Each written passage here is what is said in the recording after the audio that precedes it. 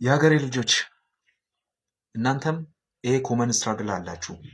ምንድነው? ብቻችሁን በምትሆኑበት ሰዓት እንዴት ስኬታማ መሆን እንደምትችሉ፣ ምን አይነት መኪና እንደምትገዙ፣ ምን አይነት ፕሌን ውስጥ እንደምትኖሩ፣ መቼ መልቲ ሚሊዮነር እንደምትሆኑ ታስባላችሁ። ብቻችሁን በምትሆኑበት ሰዓት በጣም ሃይ ኢንስፓይሬሽን እና በጣም አንድኔብል ኢቭን ቢቻል ኢትዮጵያ ውስጥ ይቅርና ዓለም ላይ በጣም ቁጥር 1 ቢሊዮነር ሆናለሁ ብላችሁ ታስባላችሁ። ያ ሁሉ መቼ ነው የሚፈጠረው? ብቻችሁን በምትሆኑበት ሰዓት።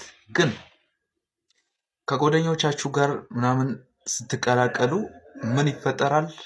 ያ ሞቲቬሽን፣ ያ ኤነርጂ፣ ያ ኢንስፓይሬሽን፣ ያ ድሪም ኤቭሪቲንግ፣ ያ ቪዥን ኮላፕስ ያደርጋል።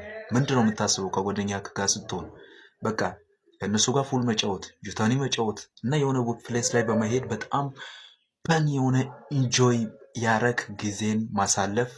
ከዛ በኋላ ቪዥንን፣ ድሪምን፣ በቃ ኤቭሪቲንግን ጀስት ሉዝ ማድረግ። ይሄንንም ያስቸገረኝ ነገር ነው። ኤቭሪ ኢትዮጵያ ውስጥ ያለው ደግሞ በዚህ እንደሚቸገር አውቃለሁ። ለዛ ነው የምነግራችሁ። ሰው መፍትሄውን ልንገራችሁ። እንዲህ ብዬ ጥያችሁ አልሄድም። መፍትሄው ምን መሰላችሁ?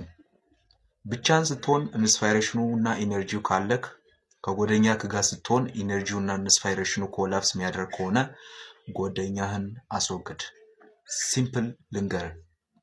አሁን አለኝ የምትለው ጓደኛ ከ5 ዓመት በኋላ ከአንተ ጋር የሚቆይ ይመስላል። ሜቢ በየሆነ ፕሮጀክት በዩኒቨርሲቲ ጉዳይ ተገናኝታችሁ ልትሆኑ ትችላላችሁ። ግን ከዩኒቨርሲቲው በኋላ ያ ጓደኛ ኢቭን ስምን ራሱ ማስታወስ የማይችልበት ሲቹዌሽን ሊገጥም ይችላል።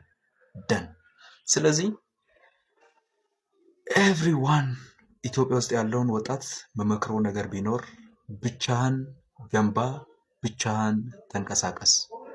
ያ አንድና አንድ አንተን መልቲ ሚሊዮነር የሚያደርግ ቢሊዮነር የሚያደርግ ያን ቪዥን ቢልድ እንድታደርግ የሚረዳ ነው።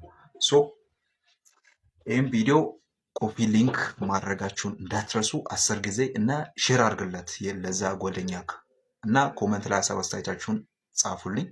ሶ ፒስ